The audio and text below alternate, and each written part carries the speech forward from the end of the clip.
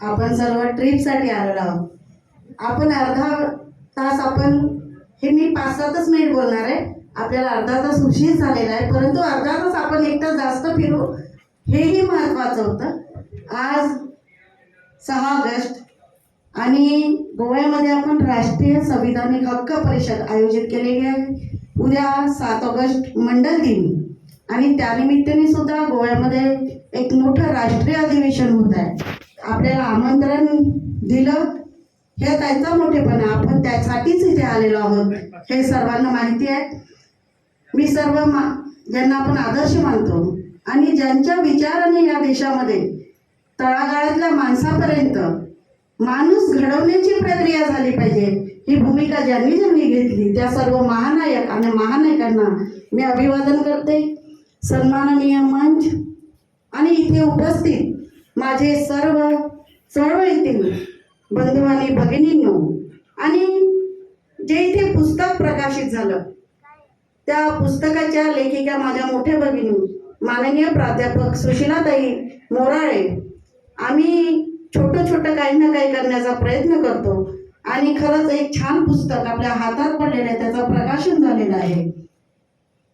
इथे गोव्यामध्ये येण्याचं आपल्याच खिशातले पैसे खर्च करायचे आणि परत आमचं ऐकायचं असं नाही आहे.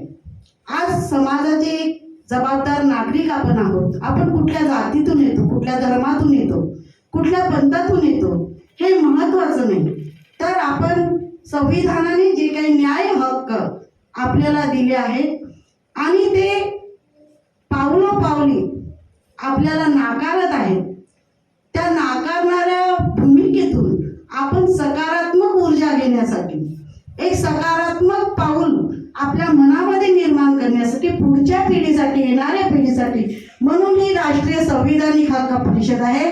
मला पिसे सरांनी अध्यक्ष केलं. या कार्यक्रमाच्या 2 दिवस आधीपर्यंत मी पत्रिका पाहिली यासाठी नाही की नाही विलास काळे आयोजित करत आहे आणि आपण सगळे सहभागी आहोत आणि मला निघताना कळलं की मी अध्यक्ष आहे. मी पिसे सरांना बोलली की सर मला अध्यक्ष का केलं, कारण असं होईल नेमकं की, पण त्यांनी सांगितलं की नाही, या देशामध्ये जे काही कार्यक्रम होतात तिथे कमीत कमी स्टेजवर तरी 50% महिला नसतात. आजची ती परिस्थिती आहे. इथे मनाचा मोठेपणा सर्वांनी दाखवला आणि मला अध्यक्ष केलं ही माझी प्रतिनिधित्वाची लढाई आहे. आणि महत्वाचं की महिलांना 33% आरक्षण दिलं असेल, आम्ही 50%ची मागणी करत आहोत, पण आपणा सर्वांपुढेही मी अध्यक्ष आहे आणि सर्वांपुढे ही पत्रिका आलेली आहे आणि या पत्रिकेमध्ये जे काही विषय दिलेले आहेत त्या सर्व विषयाला आमच्या इथे मान्यवर मंडळींनी आपापल्या परीने हात घालण्याचा प्रयत्न केला. पहिली जी मी फक्त 2 ते 3 मिनिट सर जास्त घेणार आहे. पहिली आपली मागणी आहे की जात न्याय जनगणना झाली पाहिजे.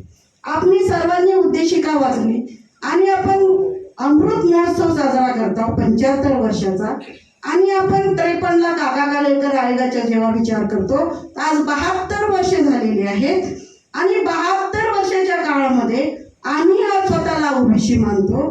ज्यांनी आम्हाला ओबीसी जात जनगणना नाकारली, या 72 वर्षाचा हिशोब आम्ही कुणाला मागायचा? या 72 वर्षाच्या काळामध्ये आमच्या 2 ते 3 पिढ्या बर्बाद झाल्या, त्याचा हिशोब आम्ही कोणाला मागायचा? तो हिशोब मागण्यासाठी ही राष्ट्रीय संविधानिक हक्क परिषद आहे हे आपण समजून घेतलं पाहिजे.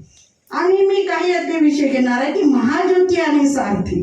आपण ज्या राज्यातून इथे आलेलो आहोत, आपण गोवा राज्यात आलेलो आहोत आणि आपल्या पोरांच्या भवितव्यासाठी महाराष्ट्र राज्यांनी महाज्योती ही संस्था स्थापन केलेली आहे आणि मराठा आणि कुणबी या 2 जातीसाठी आमचा विरोध नाही. मुलांचं प्रशिक्षण व्हावं, मुलांची उन्नती व्हावी ही आमची भूमिका आहे. या 2 संस्था स्थापन केल्या आणि या संस्थेचं जे काही ज्यांच्याकडे तुम्हाला माहीत आहे स्वतःला दादा म्हणतात, परंतु त्यांनी सुद्धा आम्हाला या महाज्योतीमध्ये त्यांनी सावध राहायची भूमिका का घ्यावी? आमच्या पोरांसाठी जे जे सरकार देतं त्यांच्यासाठी त्यांनी निधी का कमी द्यावा हा यामधला एक विषय आहे.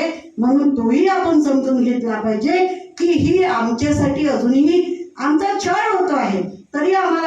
नाही. नवीन शैक्षणिक धोरण शुभांगीने मांडलेलं आहे. आमच्या ताईंनी सांगितलं की नवीन शैक्षणिक धोरणामध्ये मनुस्मृतीचा उल्लेख होणार आहे. क्लस्टरचा शुभांगीने सांगितलं क्लस्टर येणार आहे. आता मला सांगा की माझा जो पोरगा शिकायला लागला, गावागावात गाव तेथे तांडा तेथे शाळा आमच्या महाराष्ट्र राज्याने आम्हाला दिली.